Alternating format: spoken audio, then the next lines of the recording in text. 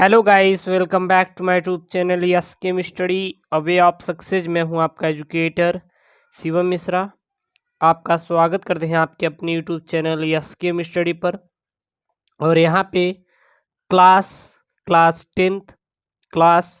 Tenth जो आपका मेरे प्यारे बच्चों आपको पढ़ा रहे हैं साइंस का, लगातार आपको वीडियोस प्रोवाइड किया जा रहा है। उसका आपका अगला चैप्टर यहाँ पे शुरू किए हैं। आपको मैंने कल प्रकाश का अपवर्तन तथा परावर्तन को पढ़ा के एक ही वीडियो में ख़त्म कर दिया था और आज हम साइंस का अध्याय दूसरा स्टार्ट कर रहे हैं। क्लास 10 साइंस का चैप्टर नंबर 11 यानी कि 11वां स्टार्ट कर रहे हैं। यदि आप फिजिक्स की बात करेंगे तो क्लास 10 फिजिक्स का हमारा चैप्टर नंबर 2 है। क्लास 10 फिजिक्स का क्या है? चैप्टर नंबर 2 है। ठीक है, क्लास 10 फिजिक्स का भौतिक विज्ञान का मानव नेत्र तथा रंग बिरंगा संसार। इस एक ही वीडियो में आपका पूरा का पूरा मैं फिजिक्स आपको क्लियर करवा दूंगा।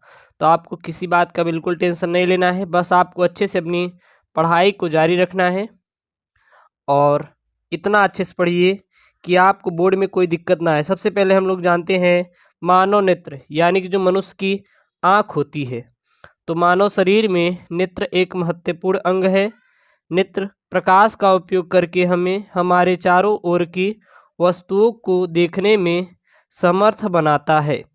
यानी जो हमारी आँख होती है इसके द्वारा हम लोग संसार में जितने भी वस्तुएं हैं उसको अच्छे से देख पाते हैं। किसके द्वारा? मानव नेत्र के द्वारा, यानी कि आँख के द्वारा। अब आती है मानव नेत्र की संरचना यानी कि स्ट्रक्चर ऑफ ह्यूमन आईज। तो मानव नेत्र गोलाकार होता है। जो मनुष्य की आँख होती है वो क्या होती है? गोलाकार होती है तथा इसकी संरचना में एक उत्तल लेंस लगा होता है और आँख के निम्नलिखित भाग होते हैं। यानी कि जो मानव नेत्र होती है, मनुष्य की आँख होती है, यह किस प्रकार से होती है? तो याद रखना, जो मनुष्य की आँख होती है यह आपकी गोलाकार होती है। तो कभी कभी ऑब्जेक्टिव में दे दिया जाता है कि मनुष्य की आँख या फिर मानव नेत्र किस प्रकार से होता है, तो आपको सीधा बता देना है गोला होती है। और मानव नेत्र में यानी मनुष्य की आँख में किस लेंस का उपयोग किया जाता है, यानी कौन सा लेंस लगा होता है? तो इसमें इसकी संरचना में एक उत्तल लेंस लगा होता है और आँख के निम्नलिखित भाग होते हैं। कौन कौन से भाग होते हैं? पहला आता है दृढ़ पटल। तो मनुष्य का नेत्र बाहर से एक दृढ़ तथा अपारदर्शी श्वेत परत से ढका रहता है और इसी परत को ही दृढ़ पटल कहते हैं। तो दृढ़ पटल किसे कहते हैं आपको सीधा बता देना है। मनुष्य का नेत्र बाहर से एक दृढ़ तथा अपारदर्शी श्वेत परत से ढका रहता है, इस परत को ही दृढ़ पटल कहते हैं। दूसरी आती है मेरे प्यारे बच्चों कार्निया। ये कार्निया क्या होती है? तो दृढ़ पटल के सामने का भाग उभरा हुआ तथा पारदर्शी होता है जिसे कार्निया कहते हैं। तो कार्निया क्या होती है? दृढ़ पटल के सामने का भाग उभरा हुआ तथा पारदर्शी होता है जिसे हम लोग कार्निया कहते हैं। नेत्र में प्रकाश कार्निया से होकर ही प्रवेश करता है। अगला आता है तीसरा रक्तक पटल। तो दृढ़ पटल के नीचे वाली परत को रक्तक पटल कहते हैं या इसे ही कोरोइड पटल भी कहते हैं। तो रक्तक पटल क्या होता है? दृढ़ पटल के नीचे वाली परत को हम लोग क्या कहते हैं? रक्तक पटल कहते हैं या कोरोइड पटल भी हम लोग रक्तक पटल को ही कहते हैं। चौथी जो आती है आपकी वो आती है आइरिस। तो ये आइरिस क्या होती है? कार्निया के पीछे एक रंगीन एवं अपारदर्शी झिल्ली का पर्दा होता है और इसे हम लोग आइरिस कहते हैं। फिर अगली आती है पांचवी, वो क्या आती है? पुतली या नेत्र तारा। तो आइरिस के बीच में एक छिद्र होता है जिसे पुतली या फिर नेत्र तारा कहा जाता है। थोड़ा हम लोग फिगर के माध्यम से देख लें, फिर उसको आगे की ओर चलेंगे अगले इसके भाग की ओर। तो सबसे पहले आता था दृढ़ पटल। तो दृढ़ पटल ढूंढिए कहाँ पे है? यहाँ पे है। तो सबसे बाहरी वाला भाग जो मानव नेत्र का सबसे बाहरी वाला भाग अपारदर्शी श्वेत परत से क्या होता है? ढका रहता है। देखिए ये मानव नेत्र है, इसका सबसे बाहरी भाग क्या है? ढका हुआ है और बहुत ही कठोर होता है जो कि आँख को क्या करती है? बचाती है। तो इसे हम लोग क्या कहते हैं? दृढ़ पटल के नाम से जानते हैं। इसके बाद क्या आती है? वो आती है मेरे प्यारे बच्चों कार्निया। कार्निया कहाँ पे है? दृढ़ पटल के निचले वाले भाग को, दृढ़ पटल के निचले वाले भाग को यानी कि दृढ़ पटल के सामने वाले भाग जो होता है यह हमारा पारदर्शी होता है। दृढ़ पटल के सामने वाला भाग या दृढ़ पटल के निचले वाला भाग हमारा क्या होता है, उभरा हुआ होता है, या फिर इसके नीचे वाले भाग जो कि पारदर्शी होता है। और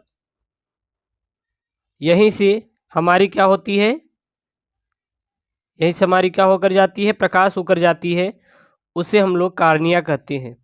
अगला आता है रक्तक पटल। तो रक्तक पटल ढूंढिए किधर है, तो रक्तक पटल को ही हम लोग क्या कहते हैं, कोरोइड पटल भी कहते हैं। तो याद है ना कोरोइड, कोरोइड। तो दृढ़ पटल के निचले वाले भाग को रक्तक पटल कहते हैं। थोड़ा यहाँ पे समझने वाली बात है कि एक दृढ़ पटल के सामने वाला भाग है, तो ये दृढ़ पटल है, तो दृढ़ पटल के सामने वाला भाग, यहाँ से ये भी सामने वाला भाग होगा, यहाँ से ये भी सामने वाला भाग होगा, यहाँ से ये भी सामने वाला भाग होता है, बट यहाँ से जो इसका सामने वाला भाग होता है सिर्फ इतना, इसको हम लोग कार्निया कहते हैं। और यहाँ से पूरा जो भी पार्ट रहता है इसको हम लोग कोरोइड कहते हैं या फिर रक्तक पटल कहते हैं। तो यह निचले वाला भाग होता है और यह हमारा जो कार्निया होता है वो रक्तक पटल के सामने वाला भाग होता है। थोड़ा इसको समझने की आप लोग जरूर कोशिश करिएगा। फिर आती है आपकी आयरिस। यहाँ पे है आयरिस, तो कार्निया के पीछे वाला जो ये कार्निया हो गया, इसके पीछे वाला भाग एक रंगीन एवं अपारदर्शी झिल्ली का पर्दा होता है, इसे हम लोग क्या कहते हैं, आयरिस कहते हैं। फिर आती है पुतली या फिर नेत्र तारा। तो पुतली या फिर नेत्र तारा क्या होती है, यहाँ पे देखिए, तो आयरिस के बीच में ये हमारा क्या है, आयरिस है। देखिए एक इधर आयरिस बना हुआ है, एक इधर आयरिस बना हुआ है। इसके बीच में एक छिद्र होता है जिसे हम लोग पुतली या फिर नेत्र तारा के नाम से जानते हैं, या फिर उसको ठीक है। चलिए फिगर बना लीजिएगा, वहाँ पे देखिए जो नीचे फिगर दिया है उसको आप सबसे पहले बना लीजिए, या फिर सबसे लास्ट में, कोई दिक्कत नहीं, आप बीच में। अब आता है नेत्र लेंस। तो आयरिस के ठीक पीछे पारदर्शी ऊतक का बना द्विउत्तल लेंस होता है जो नेत्र लेंस कहलाता है। अगला आता है जलीय द्रव। तो कार्निया और नेत्र लेंस के बीच में एक नमकीन पारदर्शी द्रव भरा रहता है, नमकीन जैसा, यानी कि उसका जो अगर बात करेंगे स्वाद होता है तो उसका जो स्वाद होता है वो कैसा होता है, नमकीन की तरह, जैसे नमकीन आती है उसी तरह होता है। अच्छा आप कभी रोए हैं, जब रोएंगे तो आपकी आँख से आंसू निकली है, कभी आप अपने आँखों को, जो आँख से निकला हुआ आंसू है उसको थोड़ा सा चेक कीजिए, चेक करेंगे तो वो नमकीन जैसा दिखाई देता है, ठीक है ना, लगता है आपको, जिसे हम लोग क्या कहते हैं, जलीय द्रव कहते हैं। अगला आता है कांच द्रव। तो नेत्र लेंस के पीछे एक अन्य पारदर्शी द्रव भरा रहता है जिसे हम लोग कांच द्रव कहते हैं, और इसका अपवर्तनांक कितना होता है, 1.336 होता है। अगला आता है रेटिना। तो रक्तक पटल के नीचे तथा नेत्र के सबसे निचले परत को रेटिना कहते हैं। अगला आता है पीत बिंदु। तो रेटिना पर एक पीला बिंदु स्थित होता है जिस पर बना प्रतिबिंब सबसे स्पष्ट दिखाई देता है, और इसे हम लोग पीत बिंदु कहते हैं। अगला आता है अंध बिंदु। तो अंध बिंदु क्या होता है, प्रकाश सिराएं जिस बिंदु से होती हुई मस्तिष्क में चली जाती हैं उसे हम लोग अंध बिंदु कहते हैं। और इसका हमारा क्या है मेरे प्यारे बच्चों, स्ट्रक्चर। तो सबसे पहले ऊपरी वाला भाग क्या है, दृढ़ पटल आया, यहाँ पे है। इसके नीचे वाला भाग क्या आया, कोरोइड पटल, या फिर इसको ही हम लोग रक्तक पटल भी कहते हैं। लेकिन ये जो सामने वाला भाग होता है यहाँ से यहाँ तक, ये हमारा क्या होता है, कार्निया होता है। और कार्निया देखिए दो ठो हमारी क्या होती हैं, आयरिस होती हैं, और आयरिस के बीच में नेत्र तारा होता है, और इसी कार्निया में हमारा क्या भरा रहता है, जलीय द्रव भरा रहता है, और ये मांसपेशियां हैं। और ये जो बीच वाला भाग होता है इसमें हमारी क्या भरी रहती है, कांच द्रव भरी रहती है। और ये हमारी क्या होती है, रेटिना होती है, यहीं पे किसी वस्तु का प्रतिबिंब बनता है, और ये हमारा पीत बिंदु होता है, और ये हमारा क्या होता है, अंध बिंदु होता है। और ये जो निकलती हैं यहाँ से सभी हमारी क्या होती है, प्रकाश सिराएं, जो कि हमारे मस्तिष्क की ओर जाती हैं। अब अगली आती है आपकी जो पॉइंट मेरे प्यारे बच्चों आती है, नेत्र की समंजन क्षमता। ये नेत्र की समंजन क्षमता क्या होती है, तो जब कोई वस्तु आँख से बहुत दूरी यानी कि अनंत पर होती है तो वस्तु से आने वाली समांतर किरणें नेत्र लेंस द्वारा रेटिना पर फोकस हो जाती हैं, जिससे वस्तु हमें दिखाई देने लगती है। इस स्थिति में आँख की मांसपेशियों पर कोई तनाव नहीं पड़ता है तथा आँख शांत अवस्था में होती है। इस स्थिति में नेत्र लेंस की वक्रता न्यूनतम अर्थात वक्रता त्रिज्या तथा फोकस दूरी क्या होती है, अधिकतम होती है। अर्थात कह सकते हैं कि आँख द्वारा अपने लेंस की फोकस दूरी को समायोजित करने की क्षमता, जिसके कारण निकट तथा दूर की वस्तुओं को देखा जाता है, आँख की समंजन क्षमता कहलाती है, या फिर उसे हम लोग आँख की समंजन क्षमता कहते हैं। अगला जो आता है वो आता है हमारा मोतिया बिंदु, क्योंकि कभी कभी मानव नेत्र में अनेक सारे दोष हो जाते हैं और एक उसी में से दोष होता है मोतिया बिंदु। तो जब मनुष्य नेत्र का क्रिस्टलीय लेंस दुधिया या धुंधला हो जाता है तो यह स्थिति मोतिया बिंदु कहलाता है। जो हमारा मानव नेत्र का जो क्रिस्टलीय लेंस है वो क्या हो जाता है, धुंधला हो जाता है या फिर दुधिया रंग का हो जाता है, और इसी को हम लोग क्या कहते हैं, मोतिया बिंदु कहते हैं ना। जाके मोतिया बिंदु का ऑपरेशन करवा लीजिए, नहीं तो आपको कोई वस्तु दिखाई नहीं देंगी। अब आता है दूरदृष्टि दोष यानी दृष्टि दोष और उसका निवारण, क्योंकि जो दृष्टि दोष होती है वो दो प्रकार की होती है, मुख्यतः दो प्रकार की होती है, निकट दृष्टि दोष और दूर दृष्टि दोष। तो नेत्र में दृष्टि संबंधित दो मुख्य दोष हो सकते हैं, जिसका निवारण हम लोग कैसे करेंगे, तो चश्मे लगाकर करते हैं, और चश्मे में हम लोग लेंस लगाकर करेंगे। तो सबसे पहले जो दृष्टि दोष होता है वो निकट दृष्टि दोष होता है। तो नेत्र का वह दोष जिसमें नेत्र निकट की वस्तु को स्पष्ट देख सकता है, परंतु अधिक दूरी पर स्थित वस्तु स्पष्ट दिखाई नहीं देती, अर्थात नेत्र का दूर बिंदु अनंत पर न होकर कम दूरी पर आ जाता है, जिसे हम लोग निकट दृष्टि दोष कहते हैं। तो बात समझाए, निकट दृष्टि दोष क्या होती है, नेत्र का वह दोष जिसमें नेत्र निकट की वस्तु को स्पष्ट देख सकता है, परंतु अधिक दूर पर स्थित वस्तु को देख नहीं सकता, अर्थात नेत्र का दूर बिंदु अनंत पर न होकर क्या होता है, कम दूरी पर आ जाता है, उसे ही निकट दृष्टि दोष कहते हैं। निकट दृष्टि दोष में सीधा आपको बताना है कि निकट की वस्तु तो दिखाई देंगी, एक ऐसे ही इसको सरलता से याद करेंगे। तो निकट दृष्टि दोष सीधा बताना है जिसमें निकट की वस्तु दिखाई देगी और दूर की वस्तु नहीं दिखाई देगी, उसे हम लोग निकट दृष्टि दोष कहेंगे। निकट दृष्टि दोष का कारण क्या होता है, तो इसके मुख्य दो कारण होते हैं। क्या क्या, जब नेत्र लेंस की वक्रता त्रिज्या बढ़ जाए जिससे उसकी फोकस दूरी कम हो जाए तो निकट दृष्टि दोष मेरे प्यारे बच्चों उत्पन्न होता है। अगला, नेत्र लेंस और रेटिना के बीच की दूरी बढ़ जाए, अर्थात नेत्र के गोले का व्यास बढ़ जाए, तब अनंत से चलने वाली किरणें नेत्र में अपरिवर्तित होकर रेटिना अर्पण मिलने की बजाय पहले ही मिल जाती हैं, जैसे कि यहाँ पे आपको दर्शाया गया है। तब हमारा क्या होता है, निकट दृष्टि दोष उत्पन्न होता है। अब मान लीजिए निकट दृष्टि दोष को जो कारण है वो तो समझा गया, लेकिन अब इसका निवारण कैसे करेंगे, इसका हम लोग निकट दृष्टि दोष का निवारण कैसे करेंगे। तो एक और आपका एक वो है, अगर आपको याद करना होगा तो याद कर लीजिए, एक ट्रिक है। एक ट्रिक क्या है, DUNA। डी मतलब क्या होता है, दूरदृष्टि दोष, यू मतलब उत्तल लेंस, एन मतलब क्या होता है, निकट दृष्टि दोष, और ए मतलब क्या होता है, अवतल लेंस। अगर यहाँ से समझना होगा तो आप थोड़ा सा इस ट्रिक को याद कर लेंगे, भूलेंगे नहीं कभी। DUNA, डी मतलब दूरदृष्टि दोष, यू मतलब उत्तल लेंस, एन मतलब निकट दृष्टि दोष, ए मतलब अवतल लेंस। यानी दूर दृष्टि दोष जिसमें दूर की वस्तु दिखाई देती हैं, पास की वस्तु ये नहीं दिखाई देती, उसे हम लोग दूर दृष्टि दोष कहते हैं। और दूर दृष्टि दोष के निवारण हेतु यानी कि इसको हटाने के लिए हम लोग उत्तल लेंस, चश्मे में उत्तल लेंस लगवाएंगे। निकट दृष्टि दोष जिसमें निकट की वस्तु दिखाई देती है, दूर की वस्तु नहीं दिखाई देती, उसे हम लोग क्या कहते हैं, निकट दृष्टि दोष कहते हैं। और निकट दृष्टि दोष के निवारण हेतु हम लोग अवतल लेंस का उपयोग करते हैं। जो चश्मा होता है उसमें जाके बता देंगे डॉक्टर साहब आप अवतल लेंस लगा दीजिए तो आपको अच्छे से दिखाई देने लगेगा। निकट दृष्टि दोष का निवारण कैसे करेंगे, तो निकट दृष्टि दोष में नेत्र का दूर बिंदु F अनंत से कम दूरी पर स्थित होता है, अतः इस दोष को दूर करने के लिए एक ऐसे अवतल लेंस के चश्मे का उपयोग किया जाता है जिससे कि अनंत पर रखी वस्तु से चलने वाली किरणें नेत्र के दूर बिंदु F से चली हुई प्रतीत हो, तब ये किरणें नेत्र में अपरिवर्तित होकर रेटिना R पर मिलती हैं, जहां वस्तु का स्पष्ट प्रतिबिंब बन जाता है तथा नेत्र को वस्तु स्पष्ट दिखाई देने लगती है।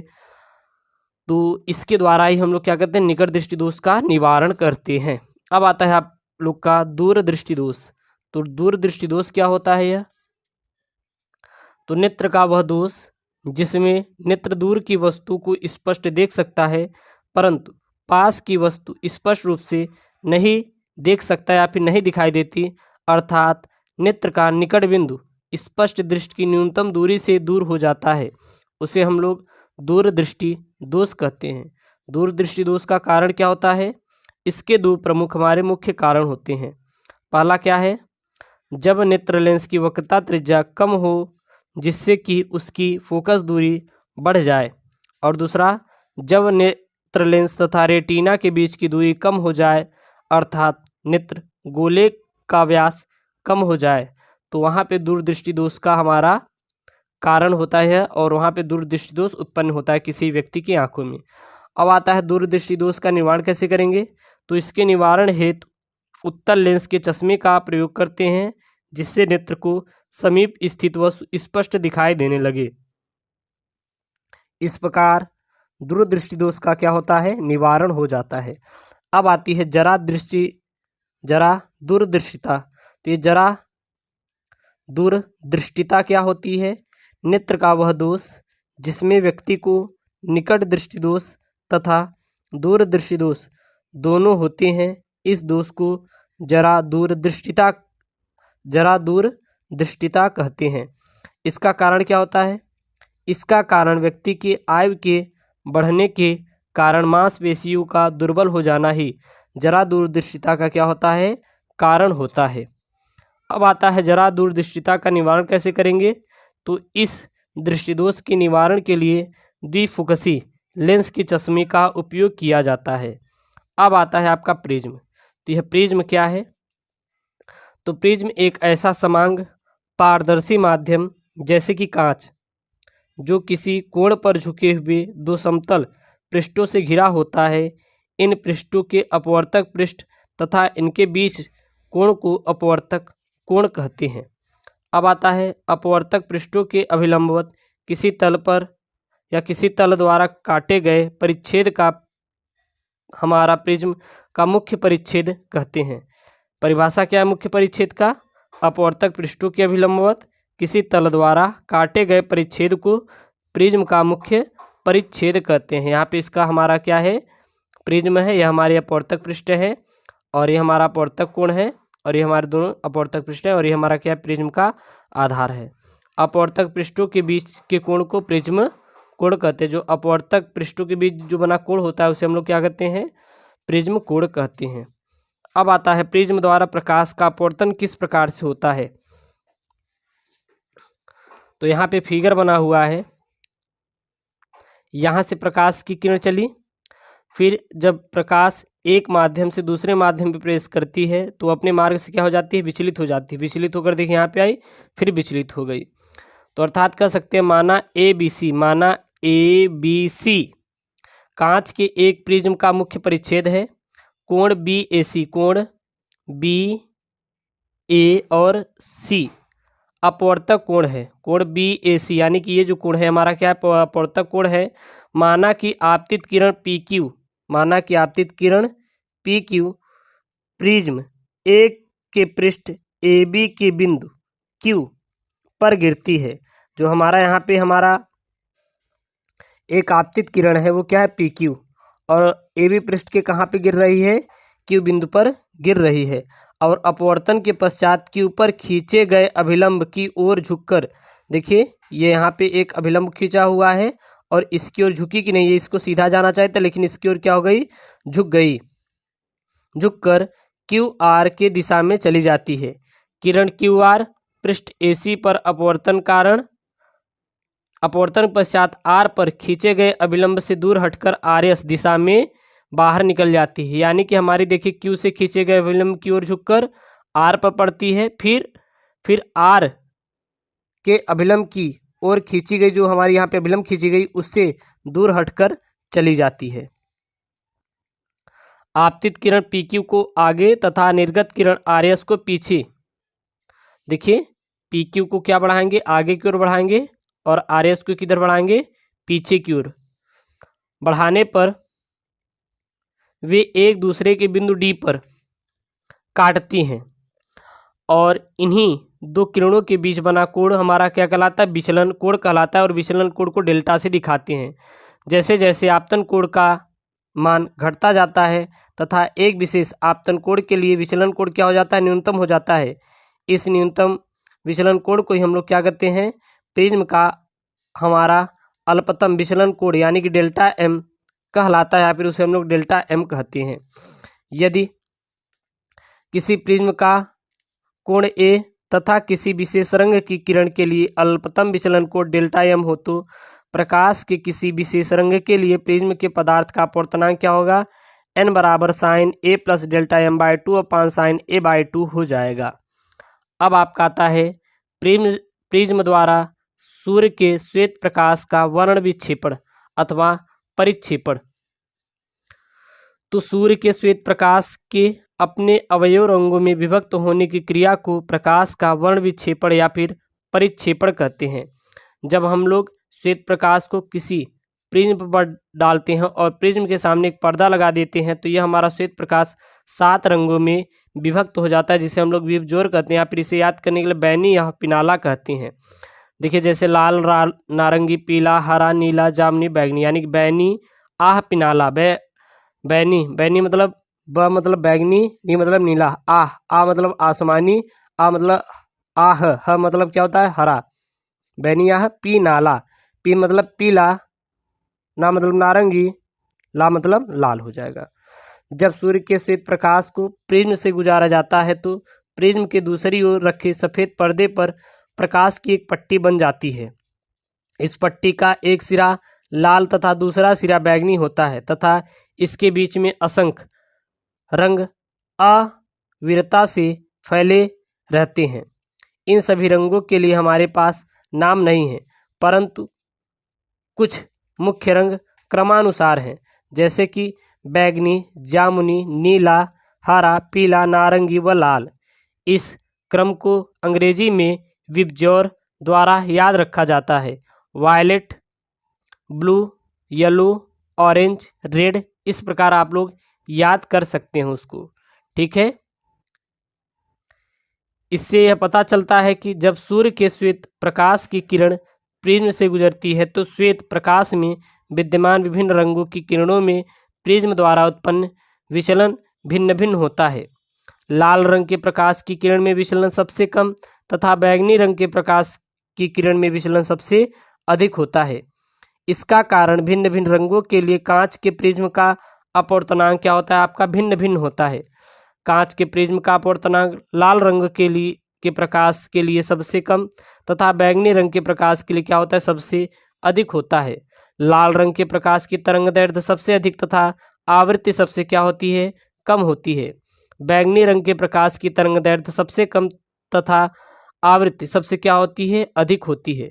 कांच के आयताकार गुटके में सूर्य के श्वेत प्रकाश का वर्ण विक्षेपण नहीं होता है, एक बात याद रखना।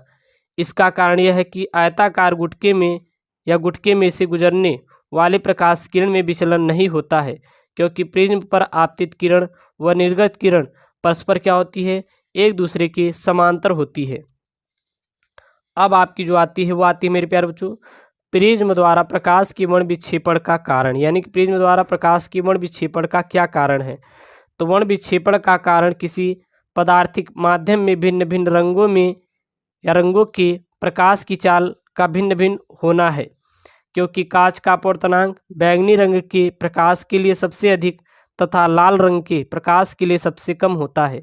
अतः बैगनी रंग का विचलन कोण लाल रंग के प्रकाश के विचलन कोण से क्या होता है, अधिक होता है। इस प्रकार शेष रंगों के प्रकाश के लिए विचलन कोण इन दोनों रंगों के लिए विचलन कोण के मध्य होता है। इन विचलन के विभिन्नता के कारण ही श्वेत प्रकाश प्रिज्म में से होकर गुजरने पर भिन्न रंगों में विभाजित हो जाता है। चूँकि बैंगनी रंग प्रकाश का विचलन सबसे अधिक होता है, अतः बैंगनी रंग की किरण प्रिज्म के आधार की ओर सबसे अधिक झुकती है। लाल रंग के प्रकाश का विचलन कोण सबसे कम होता है, अतः लाल रंग की किरण प्रिज्म के आधार की ओर सबसे कम हमारी क्या हो जाती है, झुक जाती है। आयताकार गुटका श्वेत प्रकाश का वर्ण विक्षेपण नहीं करता। इसका कारण यह है कि आयताकार गुटके में से गुजरने वाले प्रकाश की किरण का क्या है मेरे प्यारे बच्चों, विचलन नहीं होता, क्योंकि आपतित किरण का निर्गत किरण परस्पर क्या होती है, एक दूसरे के समांतर होती हैं। और वहीं पे आइजैक न्यूटन के सर्वप्रथम सूर्य का स्पेक्ट्रम प्राप्त करने के लिए इसके लिए कांच के प्रिज्म का ही उपयोग किए थे। अब आता है इंद्रधनुष। तो इंद्रधनुष क्या है मेरे प्यारे बच्चों, वर्षा के पश्चात आकाश में जल के सूक्ष्म कण प्रिज्म की तरह कार्य करते हैं और सूर्य के आपतित प्रकाश को ये बूंदें प्रिज्म अपवर्तित तथा विक्षेपित करती हैं और इसे ही आंतरिक परावर्तन भी कहते हैं। जल बूंदें प्रकाश को पुनः अपवर्तित करती हैं, जिसके कारण हमें इंद्रधनुष दिखाई देता है। इंद्रधनुष सदैव सूर्य के विपरीत दिशा में ही बनता है। वायुमंडलीय अपवर्तन। तो गर्म वायु अपने ऊपर की ठंडी वायु की तुलना में अधिक गर्म तथा हल्की होती है तथा इसका अपवर्तनांक ठंडी वायु की अपेक्षा थोड़ा कम होता है। इस प्रकार ये सघन तथा विरल माध्यमों का कार्य करते हैं तथा प्रकाश किरण अपवर्तित हो जाती है। अगला आता है तारों का टिमटिमाना, यानी जो तारे होते हैं वो हमें टिमटिमाते हुए क्यों प्रतीत होते हैं। तो तारों के प्रकाश की वायुमंडलीय अपवर्तन कारण तारे टिमटिमाते दिखाई देते हैं और पृथ्वी के वायुमंडल में प्रवेश के पश्चात पृथ्वी पर हम तक पहुंचने तक तारे का प्रकाश अपवर्तित होता रहता है। जो तारों का जो प्रकाश होता है वो क्या होता रहता है, अपवर्तित होता रहता है और वायुमंडल तारे के प्रकाश को अभिलंब की ओर झुका देती हैं, जिससे तारे से आने वाली प्रकाश या आने वाला प्रकाश पथ थोड़ा परिवर्तित हो जाता है।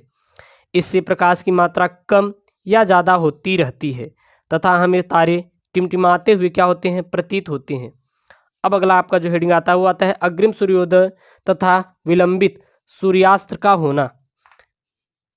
वायुमंडलीय अपवर्तन के कारण सूर्य हमें वास्तविक सूर्योदय से लगभग 2 मिनट पूर्व तथा सूर्यास्त से 2 मिनट पश्चात तक दिखाई देता है। सूर्य द्वारा वास्तव में क्षितिज को पार करना वास्तविक सूर्योदय कहलाता है। अब आता है आपका प्रकाश का प्रकीर्णन या टिंडल प्रभाव। ये प्रकाश का प्रकीर्णन क्या होता है, तो जब प्रकाश किसी ऐसे माध्यम से गुजरता है जिसमें सूक्ष्म आकार के कण जैसे धूल व धुएं के कण, वायु के कण विद्यमान हो, तो इन कणों के द्वारा प्रकाश का कुछ भाग सभी दिशाओं में फैल जाता है और इस घटना को प्रकाश का क्या कहते हैं, प्रकीर्णन कहते हैं। कोलाइडी कणों द्वारा प्रकाश के प्रकीर्णन की परिघटना टिंडल प्रभाव उत्पन्न करती है। अब आता है आपका मेरे प्यारे बच्चों लॉर्ड रेले का प्रकीर्णन नियम। तो यह लॉर्ड रेले का प्रकीर्णन नियम क्या है, तो लॉर्ड रेले ने प्रयोगों के आधार पर बताया कि प्रकीर्णित प्रकाश की तीव्रता उसकी तरंगदैर्घ्य के चतुर्थ घात के व्युत्क्रमानुपाती होती है, बशर्ते कि प्रकीर्णन का आकार प्रकीर्णित होने वाले प्रकाश के तरंगदैर्घ्य की तुलना में कम हो। गणितीय रूप में यदि प्रकीर्णित प्रकाश की तीव्रता I व आपतित प्रकाश की तरंगदैर्घ्य लैम्डा हो तो I इन्वर्सली प्रोपोर्शनल 1/λ के पावर 4 होगा। दृश्य प्रकाश में लाल प्रकाश की तरंगदैर्घ्य कितनी होती है, 7500 एंगस्ट्रॉम तथा प्रकीर्णन सबसे कम तथा बैगनी प्रकाश का जो तरंगदैर्घ्य होती है वो लैम्डा बराबर 4000 एंगस्ट्रॉम का प्रकीर्णन सबसे अधिक होता है।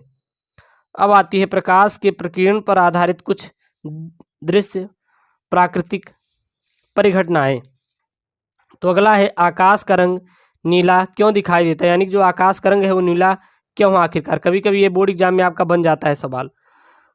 तो सूर्य से आने वाला प्रकाश जिसमें अनेक रंग होते हैं, जब वायुमंडल में से होकर गुजरता है तो वायु के अणुओं एवं धूल के महीन कणों द्वारा इसका प्रकीर्णन होता है।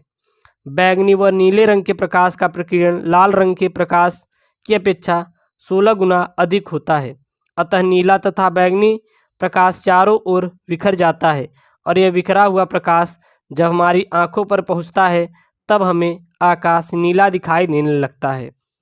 और प्रकाश के वायुमंडल में प्रकीर्णन के कारण ही समुद्र का जल नीला दिखाई देता है। सूर्योदय तथा सूर्यास्त के समय सूर्य के रंग का लाल दिखाई देना या फिर दिखाई पड़ना, तो इसका कारण प्रकाश का प्रकीर्णन है। उगते तथा डूबते समय सूर्य की किरणें वायुमंडल में काफ़ी अधिक दूरी तय करके हमारी आँख में पहुँचती हैं। उन किरणों का मार्ग में धूल के कणों तथा वायु के अणुओं द्वारा बहुत अधिक प्रकीर्णन होता है। इस प्रकीर्णन के कारण सूर्य के प्रकाश से नीली व बैंगनी किरणें निकल जाती हैं, क्योंकि इन किरणों का प्रकीर्णन सबसे अधिक होता है। अतः आँख में विशेष रूप से शेष लाल किरणें ही पहुँचती हैं, जिसके कारण सूर्य लाल दिखाई देता है। तो यह मेरे प्यारे बच्चों आपका जो हमारा चैप्टर नंबर 11 है क्लास 10th साइंस का, फिजिक्स का चैप्टर नंबर 2 है, यहाँ पे समाप्त होता है एक ही वीडियो में। पूरा मैं वीडियो आपको प्लेलिस्ट में ऐड करवा दिया हूँ और जैसे ही आपका वीडियोस ख़त्म होंगे पूरा मैं आपको नोट्स फ्री में अवेलेबल करा दूंगा। आप इसको लेके अब अच्छे से तैयार कर सकते हो। तो इसमें आपकी बोर्ड परीक्षा प्लस एक जो स्कूल है आपका उसका टेंशन फ्री है। अब आप अच्छे से पढ़िए और अपना अच्छे से एग्ज़ाम की तैयारी कीजिए। और ऐसी वीडियो चाहिए तो चैनल को जरूर से जरूर सब्सक्राइब करें। ओके दोस्तों, थैंक यू, जय हिंद।